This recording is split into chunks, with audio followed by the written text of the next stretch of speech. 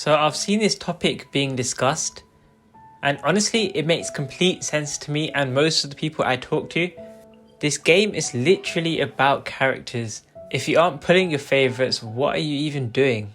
But I know this is an emotional argument, so I can also give some logical perspectives.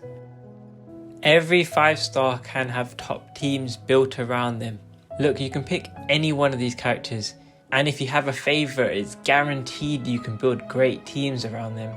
Sometimes they might have tons of 4-star teammates, or eventually you may want to pull additional 5 stars depending on the character. It's okay, the game generally gives you around 7 to 80 pulls per patch. If someone asks me should they pull this character, if you like them then yes. If someone asks me about their pull value, but what is pull value? Personally, I don't care about this meaningless term. Just pull them, you'll have fun running around with them, and you can always make strong teams with your favourites in the Abyss. Honestly, I think because most people don't speedrun or engage in those communities, they don't know just how close in DPS many teams can really be. Even if your favourite character is a support like Albedo, you can put on banners with Goro or Noelle, and if you don't mind getting Ito or Zhongli, you can get them too. Or if you like Yoimiya, you can easily build a strong team for her, and she's really good in the overworld too. The next point is, how else are you supposed to spend your primos? In essence, if you're a normal person, you probably only like half of the 5 stars in this game, probably even less. See, if I look at my personal account, look at all these characters I didn't like enough to get. If you like every 5-star, then I think you have a problem. Remember, I'm a walk-in only player, which means I don't pay for battle pass or top-ups. However, I'm still able to pull for all these characters I like. Yet, as I mentioned, you get around 70 or 80 pulls per patch, right? Doing events and dailies regularly. But I hardly need all these 70 to 80 pulls to pull for my favourites. What does this mean? Whether you're a new or old player, you honestly get enough primos through playing the game to where you don't have to panic about min-maxing the expenditure of every primo gem. Unless you're constantly getting new favourites, you get plenty of primo gems honestly. So what do you do with all your spare primo gems? Well, you either start spending primos on characters you don't even like, but what's the point of that? Or you start investing more into the characters you like. This is the vertical investment versus horizontal investment discussion. However, I'm not going to say one is better than the other. It's down to personal preference, do what you want. Yet, there is one undeniable fact, which is the more you vertically invest, the less likely you are to struggle in the future. We can look at it. Early 5-star DPSs like Child or Klee or Hu Tao are still able to clear fast and speedrun to this day, over 2 years later. And if someone pulled for Polar Star or Klee C2 or Staff of Homer or C1, they are zooming. What does this mean? It means even by just building 2 or 3 teams of characters you like, it really isn't hard to clear the Abyss every reset. And people who have liked all these old characters and have kept playing the game, they are doing perfectly fine. People don't need to be constantly keeping up with pulling for the latest meta and characters they don't care about. Pull for who you like and who supports them. I think all of that leads into the overall best advice, at least for me personally, which is if you really like a character, then I think it's also a good idea to pull for teammates who can give your favourite character more teams and more variation.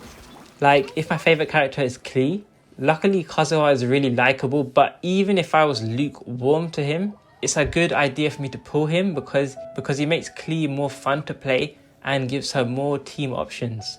But if your favourite character is Ayaka, for example, then pulling for supports like Shenhe and Kokomi help strengthen her. They're also really cute too, so there's no problems there. This is all completely logical. You pull for favourites and eventually build your whole accounts around them. It makes your favourites stronger and you'll probably play them even more. Still, as your roster gets bigger, you don't need to play everyone constantly. Me personally, I frequently alternate between my favourites, and a lot of them share supports, so I built a very, you could say, harmonious account. And then it goes back to this point, What else are you going to do with your primo gems? Start pulling random characters? Also, the phrase, don't pull for X 5-star because Y 4-star exists, I don't think that really applies to new players. Because how does a new player get these 4-star characters in the first place?